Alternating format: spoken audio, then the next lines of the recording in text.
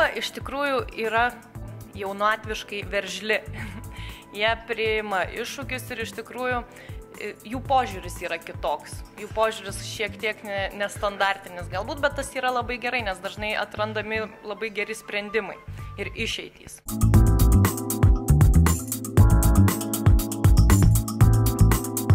Kiekvieną dieną su brokeriais tenka bendrauti, tiesiog labai glaudžiai susijęs, gaunu iš užsakymus ir taip ir dirbu. Čia tikrai verslūs žmonės, jauna, šilta kompanija, tikrai tobulėjanti, matosi.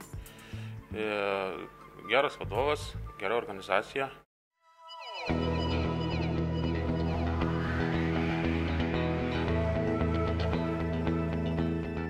Bendraujam su tais pačiais žmonėmis. Jie bendrauja kaip pardavėjai, bando parduoti, mes bendraujame kaip tie žmonės, kurie bandom padėti nupirkti. O tai toks maždaug bendradarbiavimas mūsų. Bet praktiškai kiekvieną dieną kažkokių tai klausimų bendrų, kažkokių problemų didesnių ar mažesnių. Dirbam, draugaujam.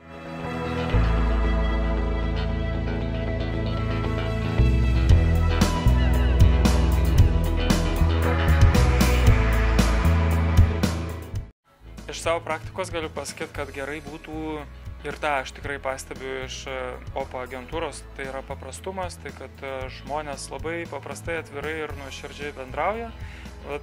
Tai palengvina mūsų darbą ir tiesiog partnerystę. Taip pat yra ir iš klientų pusės, kadangi mūsų duona yra ir pačios agentūros ir kaip banko yra klientai, tai yra atsakingas požiūris į patį darbą. Komunikabilumo be abejo, ko turbūt čia nei vienam netrūksta šitoje kampanijoje, ir entuziazmo, tikėti savim. Entuziazmo irgi, kiek mačiau visų akyse, tai matosi.